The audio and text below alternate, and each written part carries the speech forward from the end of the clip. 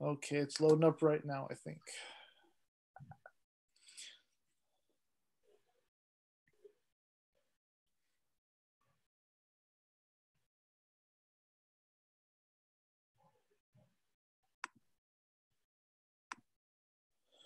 All right, looks like we are live. Everyone, thank you for joining us this week for another Musician Monday.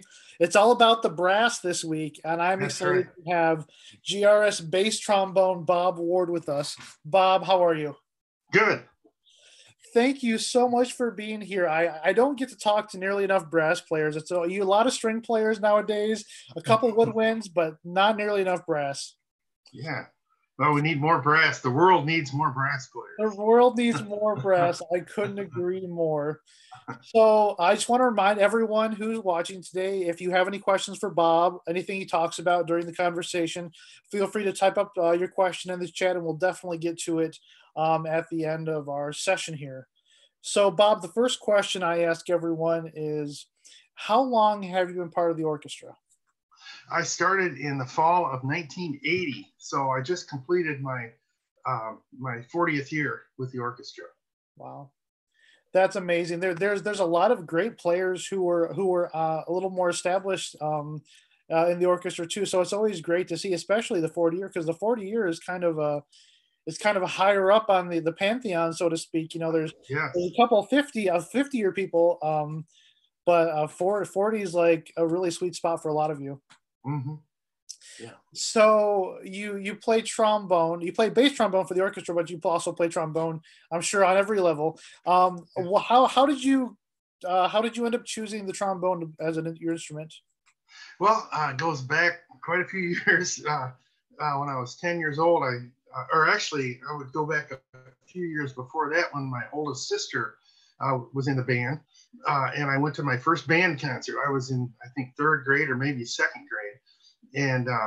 And she was sitting in the band, and I was sitting up in the bleachers. You know, this is at an old school, and I could not take my eyes off of the trombone. That it just fascinated me how they were moving their slides back and forth. And right then and there, so I was probably 7 or 8 years old. That's when I knew I wanted to play the trombone. Uh, and then when I did get into fifth grade, of course, that's what I started on, and it's been going on ever since. It's hard to believe I've been playing for 50 years. Well, wait a minute. Let's see. Yeah, 52 years, really. On the Wow, trombone. that's amazing. Yeah, And that's so cool that you could recognize it so young. And I've heard stories like that where a young person will see an instrument on stage and they'll be drawn to that specific instrument. mm-hmm. And what's cool though, Bob, is I'm sure right now there are kids who've seen you, whether they're coming to our Harry Potter concert or coming to a Beethoven show, or even if they're the fifth grade concerts, they're probably seeing you on stage. And I'm sure you were inspiring at least one kid to say, that trombone thing looks pretty cool. Yeah. Well, that's one of our goals, really, with the fifth grade program. We do the instrument demos, as you know, each instrument group plays a little 30-second clip, and so I always try to arrange something that the kids are familiar with, and oftentimes they're singing along. You can hear them cheering and clapping. So that's one of our goals. We figured that we're there for the kids, so we want to play something that they recognize that also fits appropriately with the trombone sound. And so far, yeah, I think there are a few. We get letters oftentimes afterwards from different classes, and a lot of them always compliment their favorite instrument was the trombone. So we always say yes when we see that. Well, one more converted. I love that. It's so great. Yeah. So this is a loaded question I ask everyone, but do you have a favorite composer, and if so, why? Well, you can probably imagine I like the composers that use the trombone so well. And Mahler is probably my favorite just for the overall musical effect. It's just, I love the music of Mahler. And even the pieces that he wrote that didn't use trombone, I find myself singing those melodies in my head when I'm doing stuff. And it's not always just the trombone part by any means. So Mahler would be my favorite, but Strauss, Shostakovich, Tchaikovsky, there's a lot of them that are composers I love to play and just can't get enough of. Shostakovich in particular because of the energy in the music. It's just that driving energy, and using the trombone as such a powerful message in the music. And that would be true of Strauss as well. So a lot of great composers, and it's hard to pick just one, but those are probably my three favorite: Mahler, Shostakovich, and Strauss. Most definitely, yeah. Shostakovich loves to bring that intensity, and so the brass get a heavy load. And even if you think about pops composers too, like John Williams never takes it easy on brass players by any means. Oh yeah, I wasn't considering that, but yes, John Williams is absolutely one of my favorites. I love those pops concerts where we do all John Williams. It keeps us busy. It's a workout for the brass, without a doubt, especially those highlight. The movies are hard enough, the John Williams movies, but when we do a full pop show of it's all his highlights, which oftentimes is highlighting the brass. So we're working on every piece, and tired, by the time it's over. We've had a workout for sure.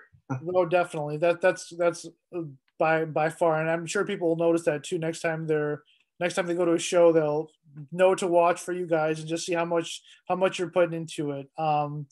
My next question for you is, do you have any sort of pre-concert rituals, traditions you do before the show, to get yourself ready for a concert? Yeah, well, physically, of course, a good warm-up. I like to get there. I'm usually one of the first ones there. Me and 4 or 5 other people are always in there first thing, and I like just getting a slow warm-up, long tones and lip slurs and things like that. But if I've already played that day, then I just sort of focus on that, just producing a beautiful sound, and then do a little brush through all the hard parts of the music that we're going to be playing, things like that. But psychologically, I would say before a big concert, I think all day I'm thinking about it, and just getting excited. Really, it's not anything, not too often where I feel like I'm really nervous about it. I've been doing this for so long, but you still do that nervous energy. You want that as you prepare and mentally prepare for a big exciting performance. You want some of that, and certainly that builds throughout the day. And then when you get to the hall, I do the slow warm up, and then I'm ready to go. When the conductor's baton makes the first downbeat, I'm all dialed in and keyed in and ready to produce the best sound I can. That's great. So I have a question, because I know that obviously you use your lungs, you use a lot of breathing techniques for playing trombone, but I would imagine too, like just the fact because you move your arm back and forth so much, you have to have a lot of arm endurance too, probably, don't you? Yeah, just the coordination, and actually the left arm, the arm that holds up the trombone. If there's ever what do you call the injuries, repetitive use injuries, it might be more the left shoulder because you're holding the trombone. It does balance really well. It's not terribly heavy, but with the length and all that, yeah, it causes a little bit. You got to stay relaxed. But and then the right arm, it's more about coordination and quickness with the right arm, and a little bit of the wrist and hand to refine those position locations for pitch. Because as you know, the trombone is the one instrument of the wind section anyway that we have to use our ear and know and muscle memory, knowing right where to put the slide for every note. Very much like the strings have to do on the fingerboard. There are no frets on the fingerboard, of course, so they have to know by pitch by their hearing, on where that finger needs to go to be in tune. And we're the same way. So we do have that in common with the string section. But anyway, so the right arm, the coordination is there. And then don't forget the breathing you mentioned, and then the tonguing. The articulation has to be coordinated with the slide, so that when we arrive, let's say if we have a 16th note, a run of notes or a passage, then the coordination of the tongue with the location of the slide has to be fully synchronized for it to sound precise. So those kinds of things take practice and time. and when I go and break it down and explain it, it probably sounds like it must be impossible, but it's not. You know, you just, I always say when I look at the strings playing those crazy passages, I think that's impossible. How do they do it? But you just learn how to go all along the way, and get to a point where you can do it. But it takes preparation before every concert to make sure those things are all lined up and ready. So you've been playing for over 50 years now. So do you think this might be a trick question to ask you, but was there a point like after you've been playing for so long that you realized that you had that muscle memory kind of locked down, like you knew intrinsically like where to go? Yeah, there are a lot of exercises. One that comes to mind it's called the Clark studies. They were originally written for trumpet, but written way back. He was in the John Philip Sousa band. You know, this goes back to the early 1900s. And anyway, but there's these scale exercises, and that's, you know, the piano teachers always say scale, scale, scales, and that's so true on the trombone or really any instrument. But yeah, it's just establishing that coordination, and it gets better and better over time, I think. And then there was a point where it really clicks, I guess. You know, and I think that's once it gets to the point where it becomes easy, or it becomes effortless, let's say, and you're able to just do it without thinking. That's when you really feel like, you know, okay, I got this, and then you expand from there. And that's probably was the point in my playing that I decided that, you know, I love doing this, and I'm getting to be where I'm pretty good at it. At least I think I am. And so then I really pursued it and decided that's what I wanted to do, is play the trombone for a living. Yeah, that all kind of comes together, and when it kind of the light bulb comes on, and then you expand from there to do even more with those coordination things. That's so amazing. That's so fascinating. I love that explanation of everything. You're giving me like this insider look. I love it. So your specific trombone, obviously you play bass trombone. I'm sure you have more than one trombone, but let's talk about your instruments. I mean, anything unique or special about your specific one you play on stage? Yeah, well, the bass trombone, for those that don't know this, is the same length as a tenor trombone. So if you were to measure from the mouthpiece through the trombone all the way around to the tip, to the edge of the bell, it would be the same length as a tenor trombone, or even a small bore tenor. And when I say bore, I'm talking about the diameter of the tubing, of course. And that's where the bass trombone is different. It's a larger bore than tenor trombone. So the mouthpiece is bigger and the bell is bigger, but again, the length is the same. So the fundamentals of the way the notes line up are exactly the same as tenor trombone. It's just that the richness of the larger tubing provides a richness to the sound, and in the lower register especially, and those are the notes that I play primarily. But a bass trombone can play high notes, really theoretically just as high as the tenors. It's just that we have to work a lot harder up there, and the real development, the sweet spot for bass trombone, of course, is that middle to low register that I spend most of my time developing. But the high note, I love playing the high stuff too, and it always makes me feel really empowered and strong when I can effortlessly play up arpeggio up to high B flat or B natural C. You know, it's really fun. But most of I really earned my my keep, I guess, in the orchestra playing the lower stuff and really giving a good foundation. And then the tuba, I should mention, the tuba is an important part of our section. So oftentimes in Mahler or Tchaikovsky especially, I'm in octaves with the tuba. So we're kind of inside each other's sound in a way where I provide the front to the note and kind of the projection, and then the tuba provides all the beef underneath. So together we get this nice homogeneous sound that has, you know, the full spectrum of the front edge along with the big cushion on the bottom. And then the second trombone and the principal trombone, you know, the first trombone plays the highest notes, obviously, and then the second is in the middle, which is a hard spot to be, having to adjust both ways. And then the bass trombone and the tuba are kind of locked in a lot of the time. But it's sort of a interesting. It's a great place to sit in the orchestra. I'll tell you that. I always will say that the best seat in the house is the one I'm sitting in, because it just sounds so great with all that sound coming from all around me. I love it.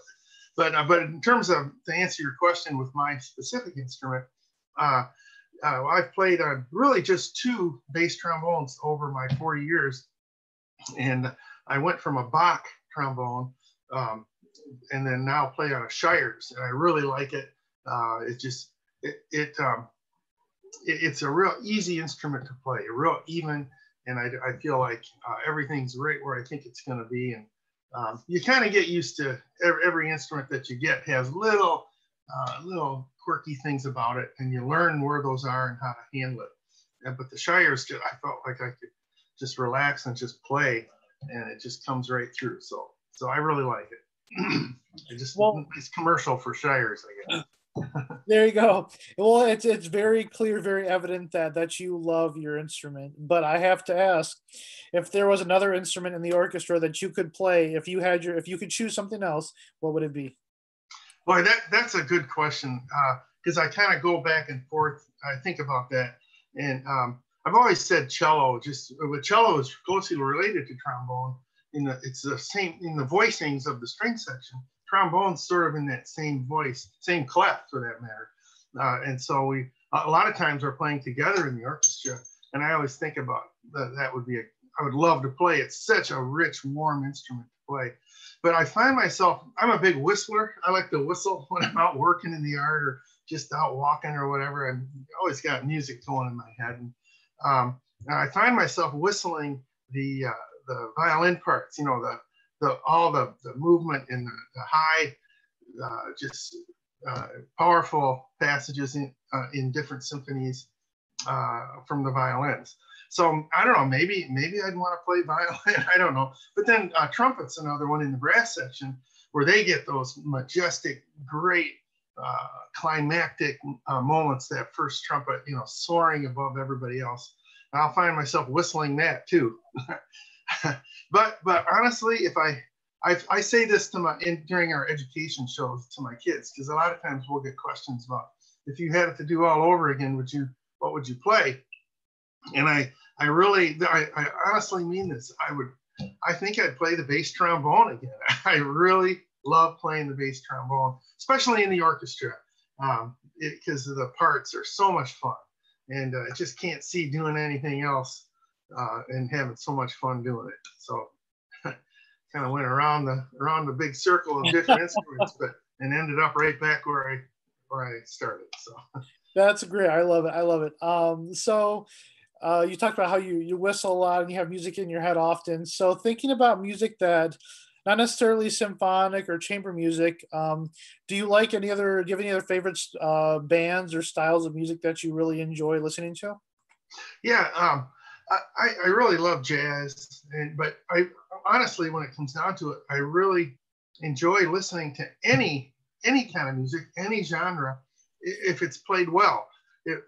My kids, I have 4 kids that are into all kinds of styles of music, the indie rock and different things. And when they're playing it, I listen to it, and if it's well done, then I always ask a lot of questions, find out who it is, and enjoy it. But as far as one besides classical, I would say jazz and rock. I really like the old 70s rock, late 70s, early 80s, bands like Rush and Kansas and some of those. I don't know. Chicago was with rock and roll. Chicago was my biggest influence, though, by far. My older sisters both listened to Chicago. And as soon as I heard, that's another reason I think I played trombone, is because of James Pankow from Chicago. All those great trombone licks that are interspersed through the music and the brass stuff that's in there. That Chicago has a little bit of jazz influence too. So yeah, they were kind of my primary influence with rock. But I just love those guitar, the hard driving big sound of some of the rock and roll too. But classical is for sure, what I love the most. So. So a few years ago, we did a Chicago show for Picnic Pops. So I bet you were all about that concert when it happened. Yeah, that I enjoyed that. And the guys that came in were really good. It was a cover band, of course. But you have to remember that I was listening to Chicago back in the late 60s, early 70s, mid 70s. And then they kind of went off in a different direction and got more a little pop oriented. But the old classics of Chicago are those ones with all the brass. Well, anyway, when those guys came in and played, it was great because I had just seen Chicago live. I have to admit, it was on a DVD that I got for Christmas of like Chicago live in Chicago, but it was done in, I don't know, 2016 or something. And now these guys are all old, they're all 75 or 70 years old or something. And so when these young guys came in, man, they sounded like the young Chicago, great chops, just really, I really enjoyed it a lot. I thought they did a great job with it. The old guys, they're, well, hey, I'm one of them now, so I can't diss them too much, but no, the young guys they laid it down, and it was great. I loved it. It was a great concert. And I should add one thing about that too. That was a Picnic Pops, and on that concert, there were only 2 trombone parts. So there was no bass trombone part in the orchestra. So I didn't have to play, but I went to the concert, and yeah, it was awesome to be an audience member out there at Canonsburg and just sit back in the lawn. And you really get it when you're able to go to those concerts as a audience member, that you really understand why people love it so much. So anyway, that was very memorable. That's great. So if you could choose another career besides a professional musician, what would you choose? Yeah, well, in school, when I was in high school, you have to take these tests for aptitude, what you'd be good at. I always scored high in engineering types of things, and so I thought, I'd be an engineer. But I always liked tinkering with things, and I did, besides band in high school, I did 4 years of wood shop. That was back when you could do that. Now I don't think they even have wood shop. I don't know, but anyway, I really loved woodworking so much, and I actually, over the years, I have a wood shop of, I have a table saw and a planer and a joiner. I still want to get a bandsaw and a drill press, but anyway, I have lots of tools, and I've done a lot of work around my house, building things and furniture, but also remodeling, trim and flooring and all those things. Wow. And so I guess if I really was going to transition to a different career, way back when, that might have been a possibility, is either woodworking or construction of some kind. Just because it's all the engineering, the mathematical aspects of it, combined with just your sense of creativity and what you can do with different things, would have suited me well, and I still love it as a hobby. So that and photography, I love photography. I love nature photography especially. So that might be another area where I would just love, if I could do it all over again and I couldn't do music, that might be one. Well, that kind of covers your hidden talents too. That's usually my next question. Do you have any hidden talents? But woodworking and photography, do you have any other hidden talents we don't know about besides that? Well, I don't know if one of your questions is, what do you love to do besides music? Well, those are 2 of them, but those, my big passion lately, especially, well, in the last 20 years, let's say, has been hiking. And I love backpacking, especially in the wilderness. So I've done a lot of that over the last, since 2014, I did the John Muir Trail. And that's about a 220-mile hike in the high Sierras, in an area right now that's on fire, unfortunately. But but beautiful. When I did it, it was this time of year, actually. I was just finishing it out there, and incredible, very meaningful, and changed my perspective on a lot of things. You know, when you're out by yourself in the wilderness, I mean, everything, you learn about yourself more than anything else, I think. Well, anyway, I did that, and then I really wanted to do a bigger hike, so it took me a couple of years of planning and doing some other hikes to get ready. But I did the Pacific Crest Trail. I started that at the Mexican border down near Campo, California, near San Diego. And it's the Pacific Crest, not the Pacific Coast. So you're up in the mountains the whole time. And it's almost all wilderness. You go through a lot of national parks, including Yosemite and Sequoia, all the big, great scenery and incredible people that I met along the way. I haven't quite finished it. Last summer, I did the state of Washington with Dave Hall, about 150 miles with him, and then another 170 with my daughter.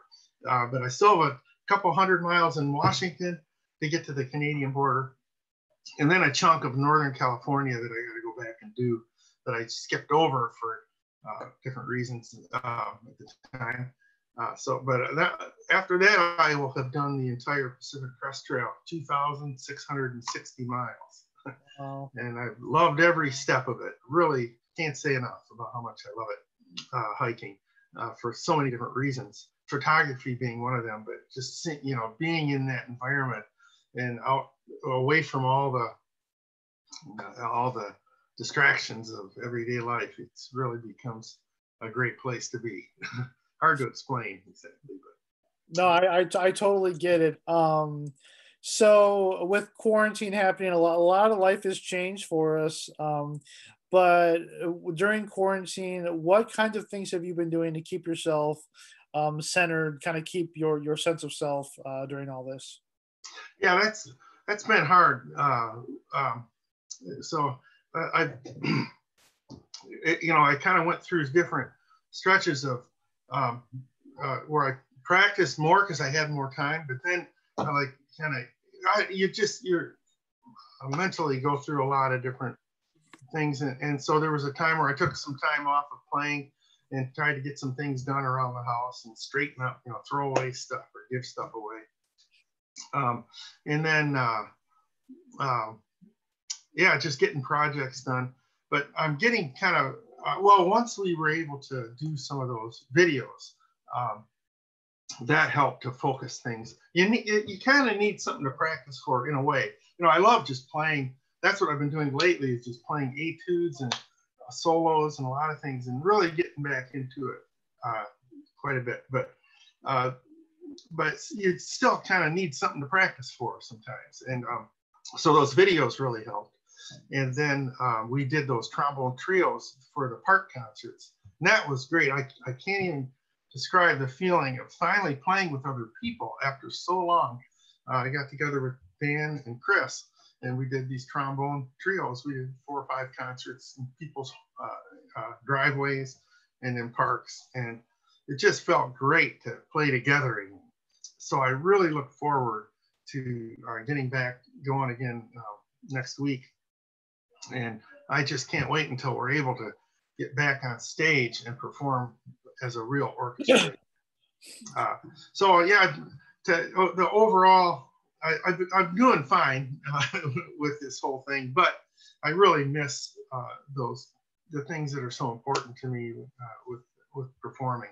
But the woodworking, photography, those kinds of things, I've been able to get into a little bit more, and a little more with computers. I kind of got a home studio. I bought a good microphone and a recording software and things like that, so I can record myself. That's been kind of fun too. But nothing is replacing so far the passion of playing with an orchestra. I really miss that. Can't wait to get back.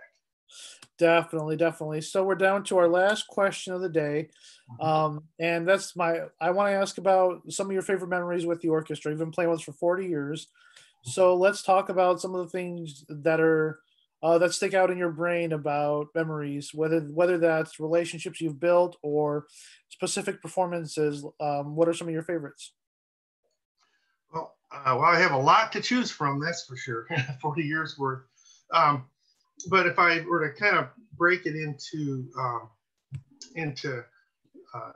periods of time, I know my first 5 years were with Simeon Bishkov. He was our music director of the orchestra. When really, I think he was kind of when the orchestra kind of became, well, it was a turning point for the group because we opened DeVos Hall. I was actually on stage for the first orchestra performance at DeVos. It was Simeon Bishkov's first concert as music director. And we played also Sprach Zarathustra, Strauss, and then Beethoven 9 with full chorus. And I still have the program, in fact. I've taken it in many times to show people. So that was huge. You know, that was my first concert. But more so as far as just every day, every rehearsals, concerts, those early years were phenomenal. Just to be in an orchestra of the quality of Grand Rapids. And like, let's say the first time I heard Chris Cantner, the principal flute, play, I think it was a Brahms symphony or something, he had a solo. And I just was in awe at how great it was. It was like, that's the best I've ever heard that. And again, I'm sitting in the hall, you know, the best seat in the house there. And just hearing him and other musicians that are so good, just producing beautiful music. Really, it does give you the raises the hair on the back of your head a little bit. I mean, I've experienced that a lot, especially in those early years. Great concerts. And then Catherine Comey came in for the next 11 years. And she was really great too, with programming and new music, contemporary music, and then the old classics. We did a lot of Shostakovich with her, a lot of Mahler, and it was just every concert had something exciting on it. And we had such a good section for many years. I've always been lucky to have such great players around me in my section. With Ava Ordman, she was the principal at the time, and John Meyer on second, and then me and Monty Birch on tuba, and then Ava moved on to Michigan State, and John Meyer moved up, and then Dan came in, Dan Matson, and then with Monty, and then Jacob Cameron after Monty retired. So I've had this just great players sitting on either side of me for all those years. So yeah, just I don't know. I guess if I had to point at one event or concert, probably going to Carnegie Hall twice for me. We went in 05 and then again a couple of years ago. And those were exciting events. But we've done some great concerts at DeVos Hall too. It's just hard to pinpoint individual concerts, with all of them to choose from. So yeah, I know another thing that just popped in my mind. We did a tour of the Upper Peninsula, and that was really fun. That was back, when was that? I think around 2004, maybe the year before we went to Carnegie, somewhere in that time period, maybe 2003. I'm not sure. I'd have to look, but that was really fun, as a way for the orchestra to bond as a group. We had a lot of new players. I was kind of in the middle at that point. I had a lot of great players that older than me and a lot of new ones coming in. A great time. So things like that are very memorable. Just a lot to draw from with my experience. I love that. Well, we're at the end of our session. Bob, thank you so much for talking with us. I feel like I got a whole bunch of history and a whole bunch of new things I didn't even know about. So at the very least, I learned something. So you're keeping with your educational spirit, and you're educating and enlightening me. So I thank you for that. But You're welcome. we will see all of you later. Thank you again for tuning in this week, and we will catch you next time. Bye. All right. Bye.